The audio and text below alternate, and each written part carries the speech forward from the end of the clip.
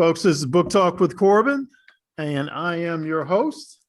We have with us brother Damon Muhammad. This brother, he's a Kentuckian, born and bred. He got into the Louisville Study Group, sponsored by the Nation of Islam, and about 1992, and then 1999, he went to Lexington. And there at Lexington, the brother just rose through the ranks as far as the Nation of Islam is concerned. He started off as a captain and the head of the prison ministry there, and now he is the student minister for the whole city for the Nation of Islam. And this brother is going to talk to us today about what I regard as a classic. When it comes to Black literature, it's a classic, and that's Message to the Black Man by the Honorable Elijah Muhammad. I've had the great fortune, there we go, brothers, check that out. I had the great fortune of traveling all around different parts of the world, the United States, spent a little time up there in Harlem, and Harlem, you learn a lot, you expose a lot to the Honorable Elijah Muhammad, his teachings and Message to the Black Man.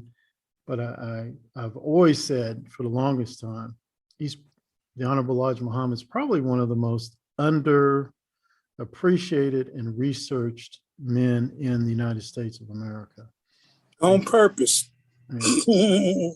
And anytime you have a book that's been in continuous publication since 1965, whether you agree with them or disagree with them, you need to look into that. That's something significant.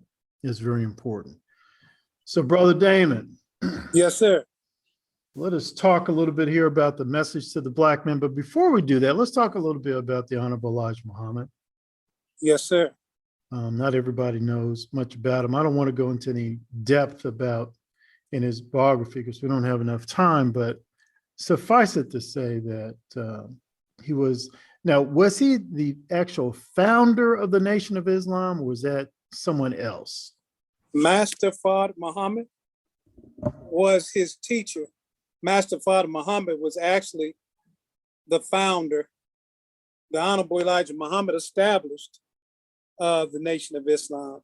It was established to him, but the founder is Master Fard Muhammad.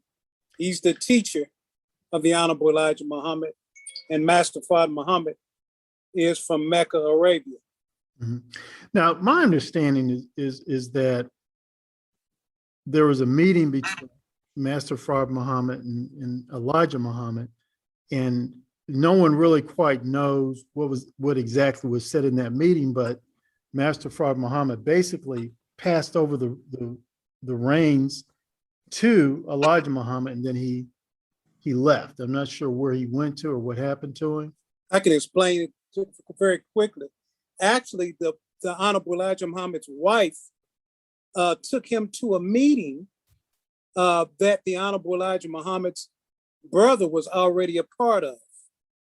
And upon the Honorable Elijah Muhammad's brother informing his wife about the meeting and the man that they heard, the Honorable Elijah Muhammad went to this meeting.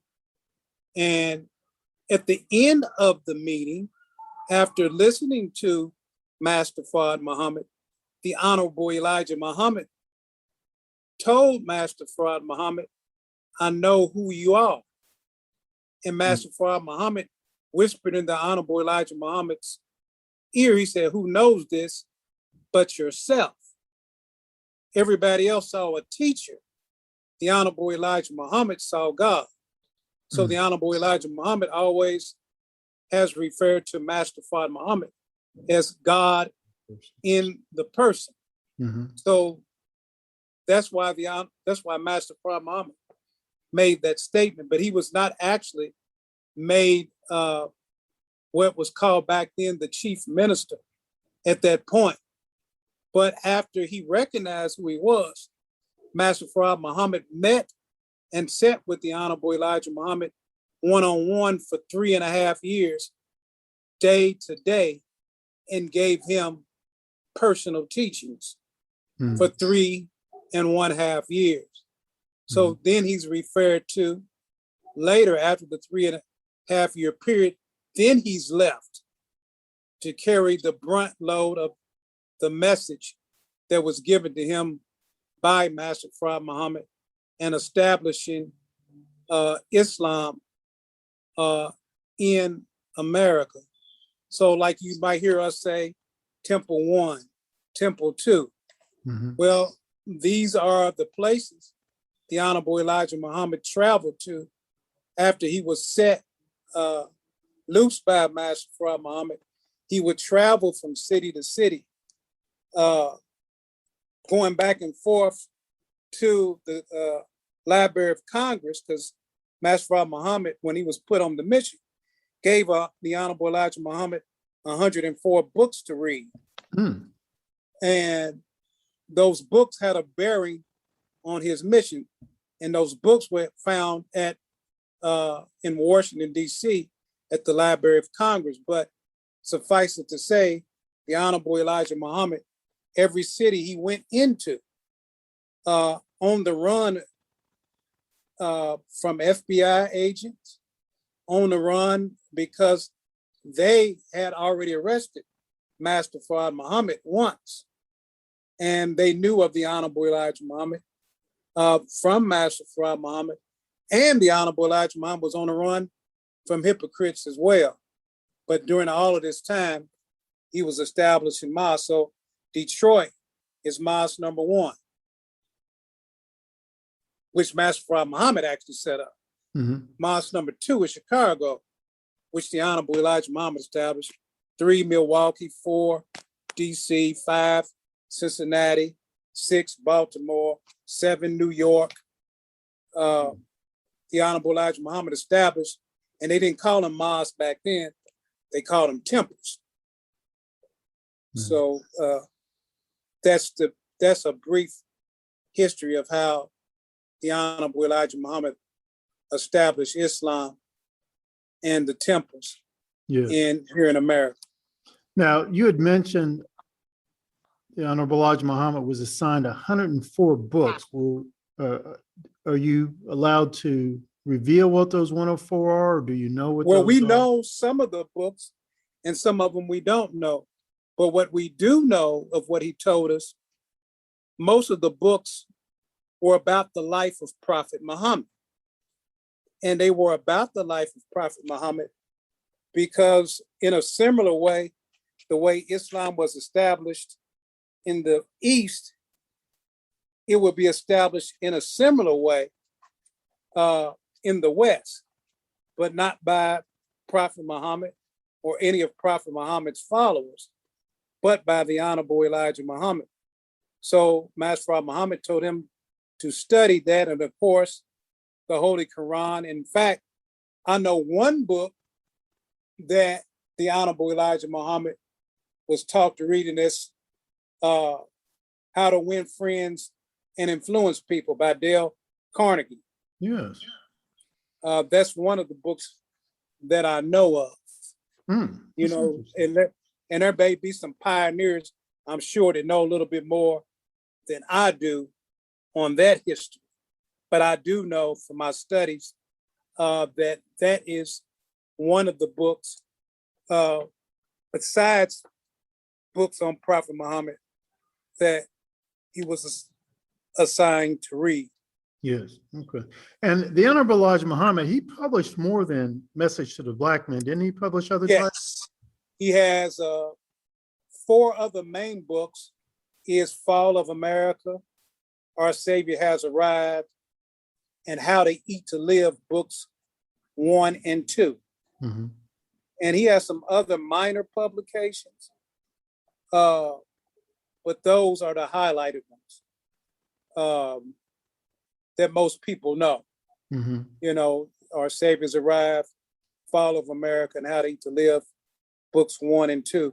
But Message to the Black Man, I would say it's our central course of study, because in that book, actually, it contains a little bit of everything. It synthesizes his teachings in a very simple way. And the book gives solutions I don't care what school of thought you are, Christian, Muslim, Pan-African, but the book gives spiritual guidance, political guidance, economic guidance. It's just a complete read. And in fact, that is a book that I don't even know if you remember this. You worked at a Kibalan bookstore, didn't you? Yes. You are the one that introduced me to that book. Get out of here. I was 19 years old. Wow.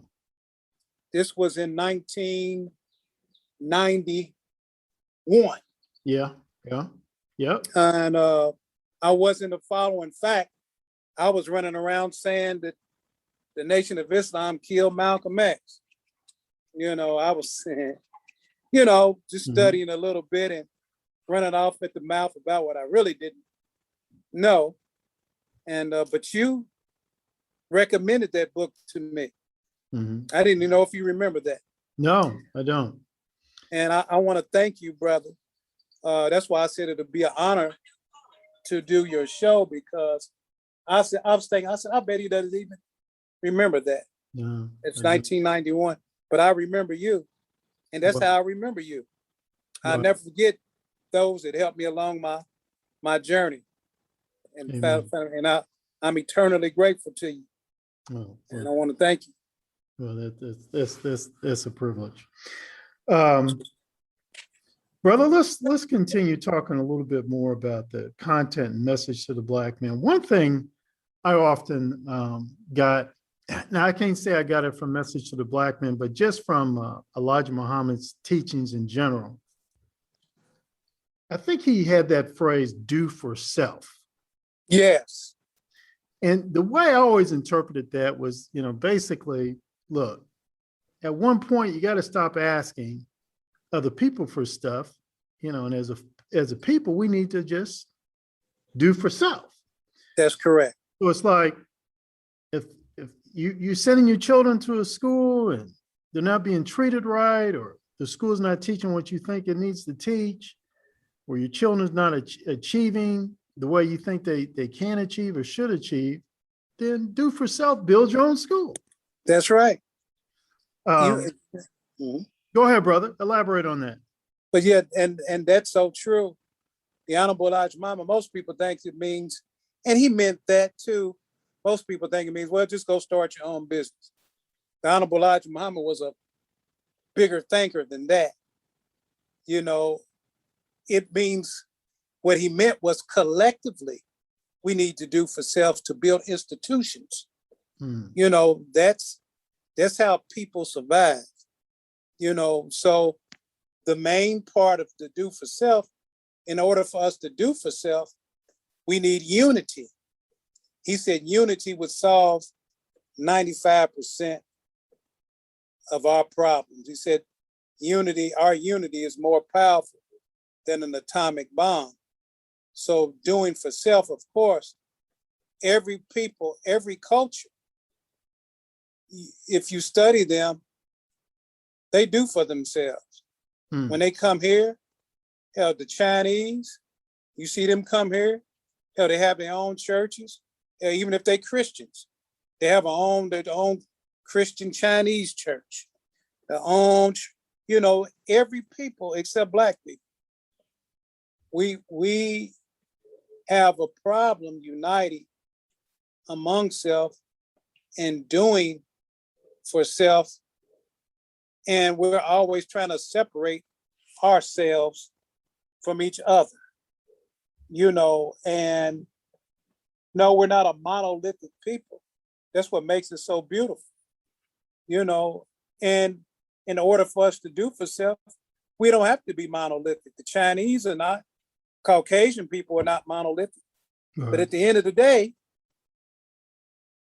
they come together, Democrats and Republicans. The white ones, they come together. They have an agenda. That's how white supremacy is established. But Black people, the thing about us, we can agree on 99 things, but we won't focus on the 99 things we agree on. we will focus on the one thing Mhm. that we do.